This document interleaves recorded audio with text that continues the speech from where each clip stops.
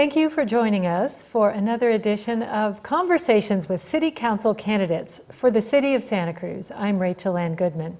Today I'm with Jim Davis, and he's running for City Council. Thanks for joining me today. Thanks for having me. Yeah, so I've asked this to every single person, and I'll ask you again. Okay. Why do you want to do this job, and what is it about your background that kind of led you to this moment? It's a good question. I moved up here in the Santa Cruz in 1980, and I was a transit bus driver for 4 years. Then I got into radio with a Colors. It was a new age station, and I continued in radio with KUSP and KZU and KPIG and such. And I've always talked about politics. I've always believed in certain ways. I am an unashamed liberal progressive, you know, and I always say that I've got the right idea because I always think I do. But, you know, it came time to, you know, put my money where my mouth is and run for office. I don't want to be part of the problem. I want to be part of the solution. And we have some situations in Santa Cruz that are not being taken care of and should be.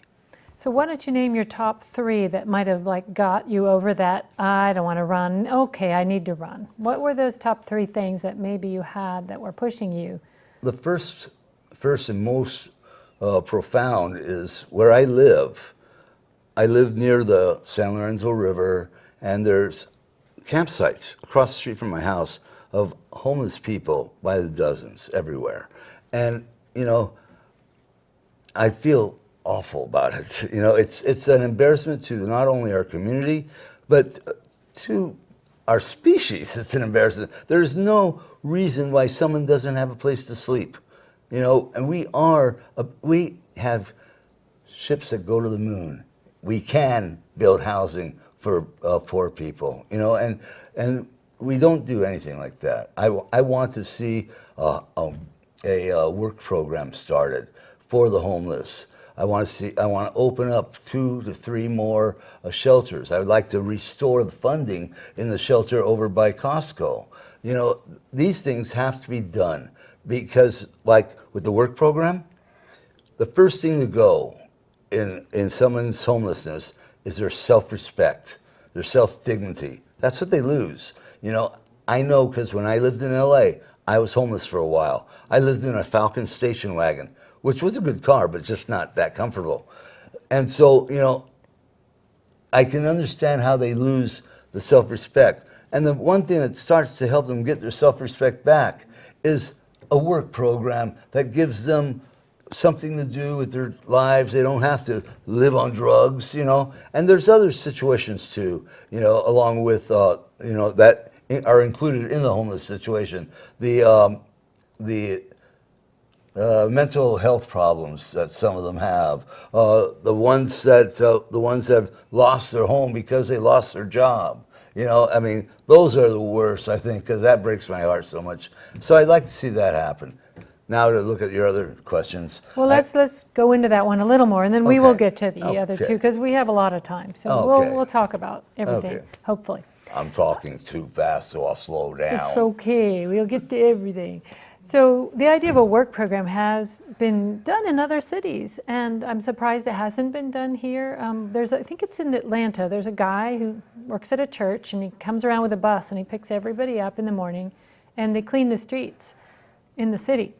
And so they're visibly doing something for their community, and they get paid, and they get a meal, and then they get dropped back off. It does not give them a place to live, but it's starting toward earning money that will eventually, hopefully, get them off the street. So why do you think we haven't done something innovative like that here yet? Quite frankly, I think the people that are on the city council shouldn't be. You know, I haven't seen them do much of anything, you know, and that idea is great. My idea includes the community getting together, whereas, say, you have a home and you need to get it painted.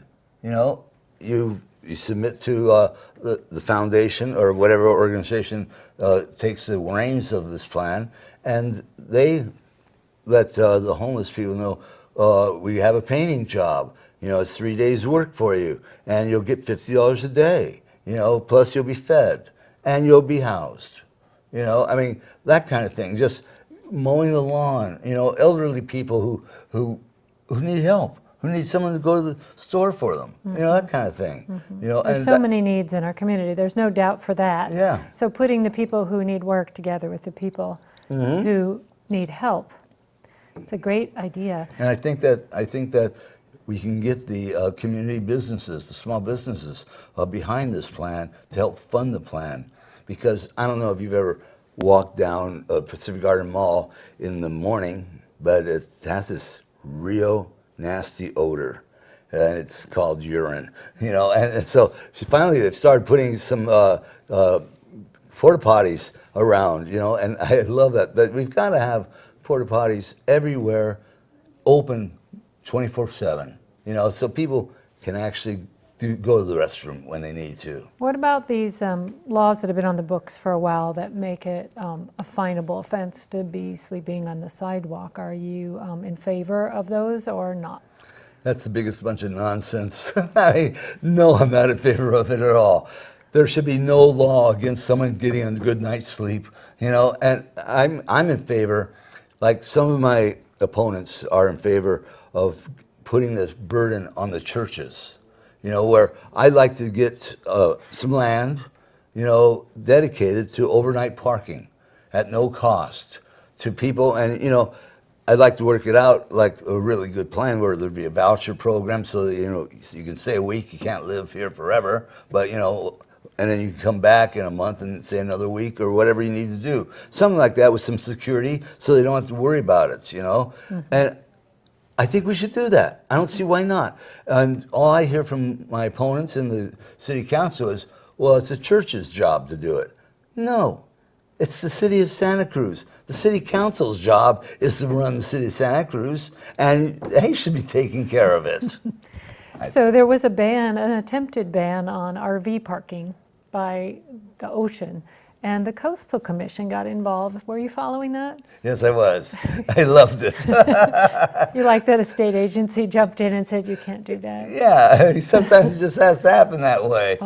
That's why we've got the layers of power, And, I read that article about a city councilwoman being there and being, and was embarrassed herself for yelling at the Coastal Commission. So I thought that was really quite Santa Cruz-ish. Yeah, and it turned out that they were saying that it prevented access to the ocean from poor people. So interesting times we're living in. Yeah. What about one of the causes, of homelessness, you could say, is the high cost of housing? That, to have even a one-bedroom is a steep climb from zero to $1,500 a month or whatever it could be for a one-bedroom. So what are some of the policies you like to see that might make it more affordable to live here? Well, okay. It is an embarrassment also to have people working in the city of Santa Cruz and not being able to afford to live in the city of Santa Cruz. It is embarrassing. And we can fix that. None of our problems are brain surgery. All we have to do is have a good heart and work together as a community. Like for this, developers developing housing, 30% of that housing should go to low-cost housing. I know that many people are in favor of 15%, maybe even 25%. I want to go 30% because we need it. We've got 3,000 homeless people living here. And, I've always said if you got to starve to death in paradise. That's Santa Cruz, but, still, it's not right. And I'd like to see rent control. That is a need that we have needed for so many years. And I also believe in rent transparency. Now that is a term I've made up because what it is basically, you have your rent control potential, which I dreamed the impossible dream, I know that. But rent transparency, right now, your landlord can come up to you and say, hey, I'm raising your rent by $200. And what do you say? Okay, I'll do it. You can't ask them why. I'd like to make it mandatory that you have the right to ask them why, and the landlord has to show you factual evidence of why he has to raise his, my water bill went up, my such and such bill went up, I need to raise this rent, so that you can actually understand, because right now, landlords can raise your rent whenever they want. And, it's like that line in Jurassic Park. Just because you can do it doesn't mean you should. I have heard that applied to a lot of situations. So moving through, because a half hour goes quite quickly, let's talk about congestion and traffic. Time flies when you're having fun. It does. Anyone who's been on Highway 1 knows it's not flowing very fast, at least half the time. You notice that? From the windshield, yes. So what can be done? There are people who say, these auxiliary lanes are a good idea. There are people who say we need to get in our bikes, but it's probably going to be a combination of all of the above. Plus some walking lanes as well. Yeah. Some walking paths I think would be really nice. But yes, we need to improve the bike lanes. We need to try to get people to carpool more. We need to fully fund the transit district. When I came up here in 1980 and became a bus driver, the bus system in Santa Cruz was the jewel of Santa Cruz. I mean, you could go anywhere at all, at almost any time, and get there on time. I mean, it was really beautiful. It was the crown jewel. But now, with budget cuts, it's barely existing. We've got to get that going right again. And also, I know that there's a real divide over these lanes that you're speaking of. Some people think it's a great idea. Some people think it's not. I personally don't care too much for the idea either, because I get stuck in that traffic every day.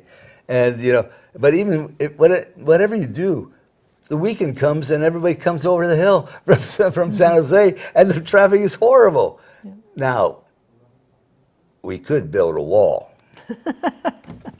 Yeah, keep the tourists out. Yes. The hotel industry would love that one. Yeah, I stole Seaside, that. yeah. I stole that line. Yeah. Not my idea. Yeah, yeah. Well, it's an interesting one, but probably won't solve the traffic problems. I think we do have a wall of traffic, though, yes, which you could call a wall. If you're stuck in it, it feels like a wall.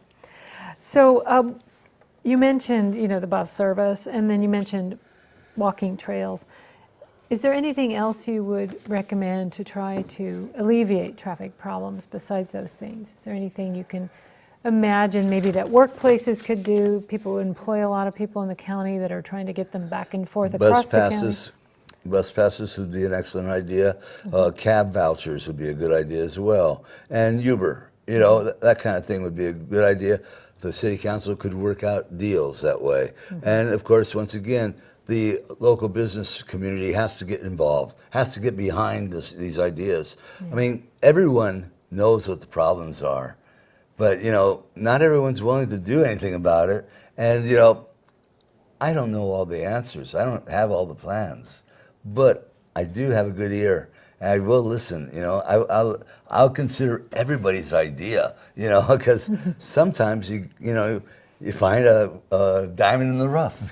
Yeah, people have good ideas because they're living it, right? They're the ones having to deal. So we've talked about a couple different things having to do with housing and prices, and you talked about the 30% affordable. I want to circle back to a couple of other sub-issues that do come before council. And one of them is, how do you regulate vacation rentals and Airbnb so that it doesn't take up valuable rental housing or vacation housing?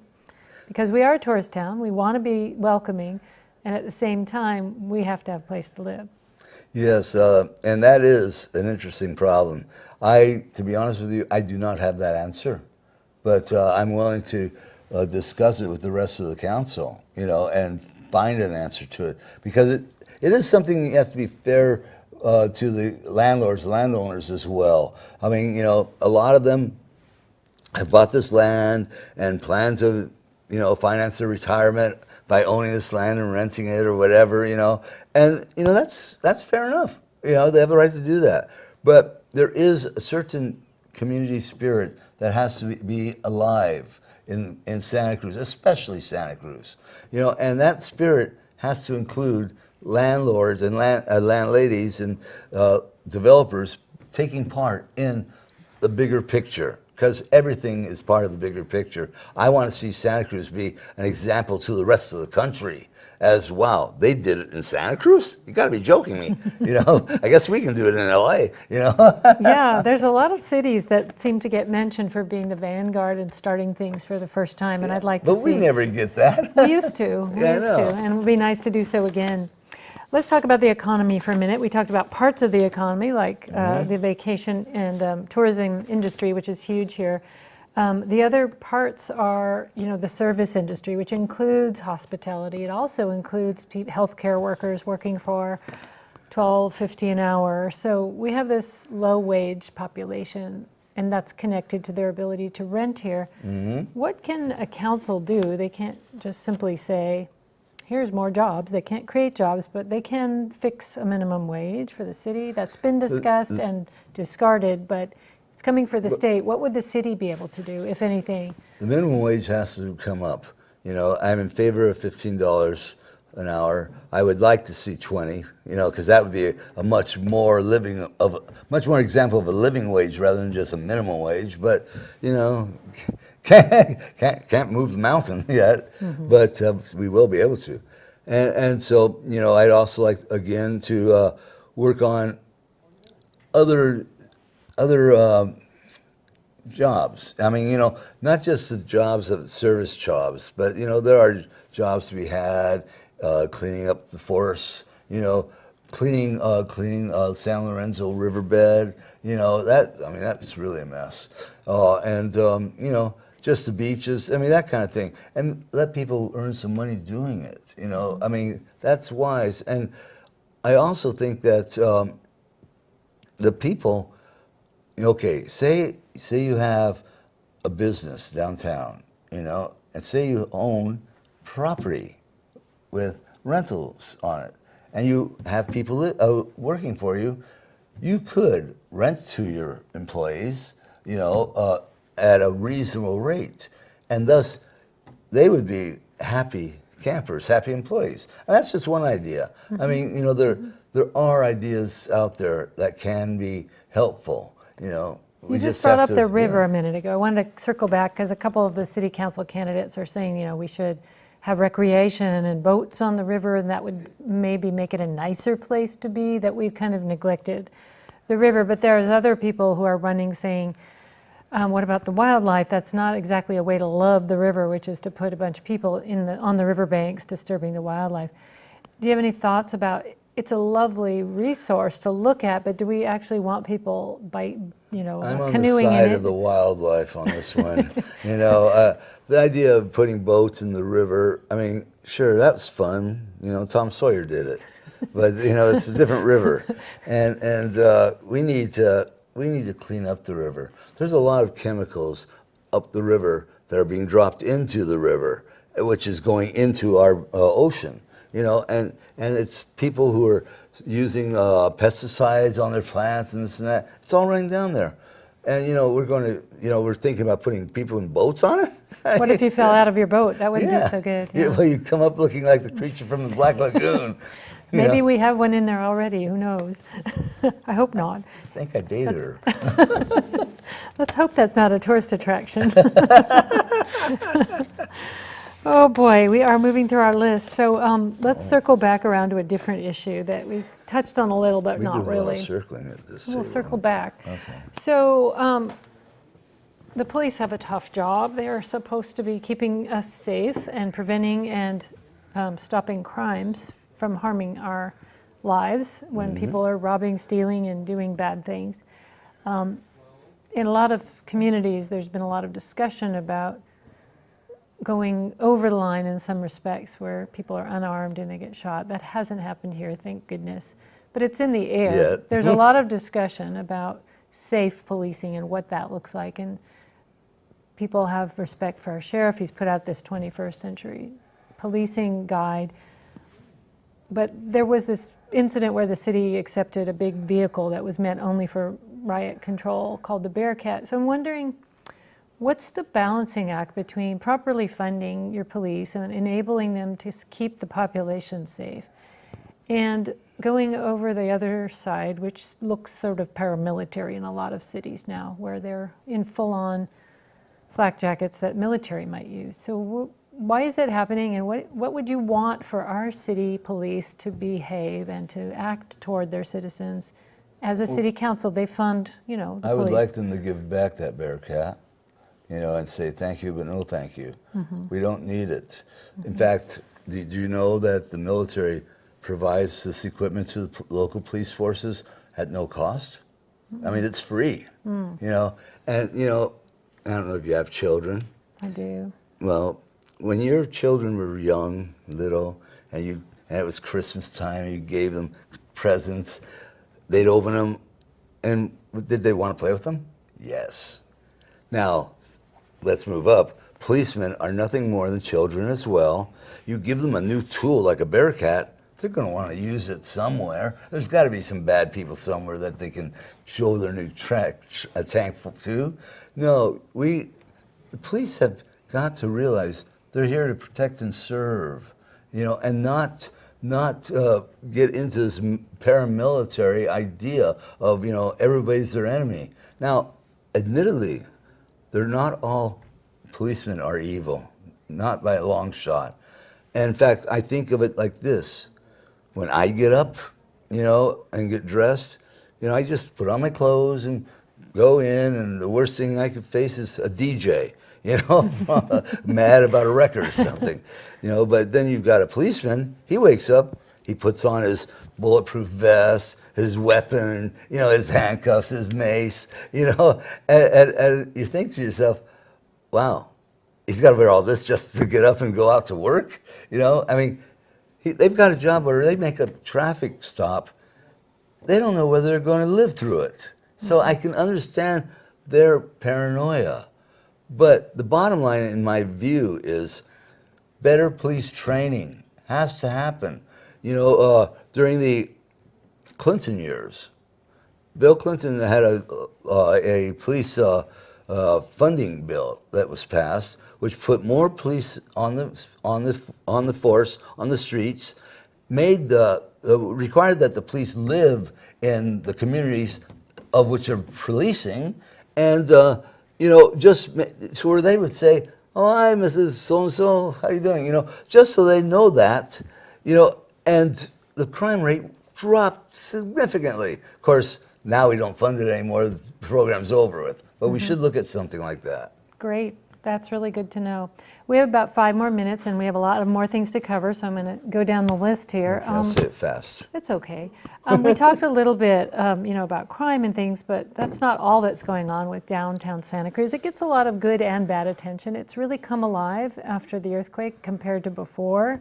It was a long recovery, but finally people like to go there at night. There's lots of nightlife. There's a good feeling, but then there's the other things you described, which we don't need to go back into. Yeah. Are there a few other things that could be done to make it even more friendly, likable place to hang out?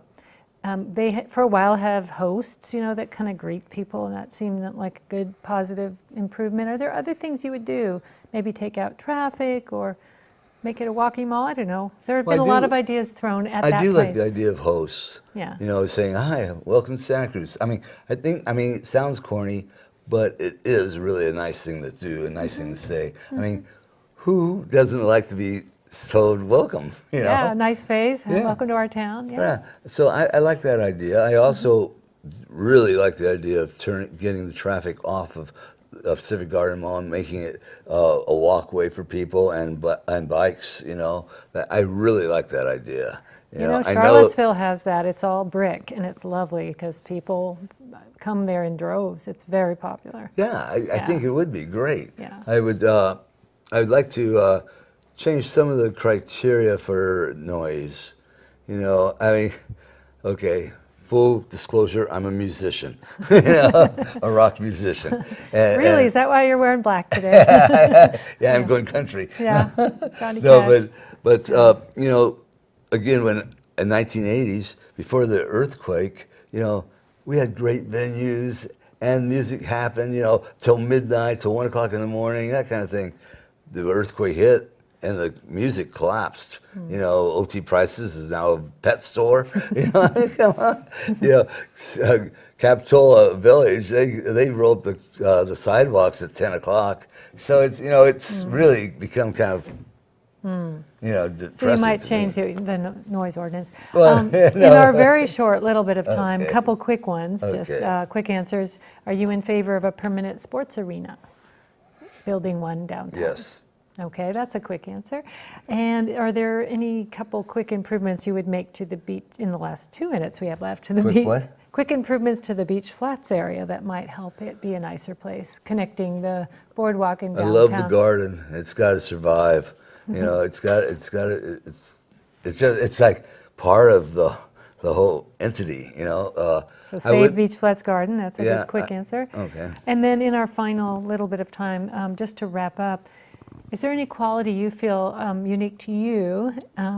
You obviously have a sense of humor, which would be a good thing to have on the council. Anything else that you would bring onto the council that you feel is maybe lacking? I have a lot of creative ideas. I'm very creative. I'm very honest. I'm very active. I like to, you know, I'm not, you know, I do not have a long resume like some of my opponents have. I mean, you know, we go to these candidate forums and they stand up and they go, well, I was this and I was that and I was this and I was that and blah, blah, blah. And I'm going, okay, tell me your answer to this. You know, I mean, I just, you know, I've done a few good things in my life and I want to do more. Well, I certainly appreciate you coming here and talking about all your ideas, and wish you the best of luck. Thanks so much for being here. Thank you. Thanks, Jim Davis. All right, and thank you for watching.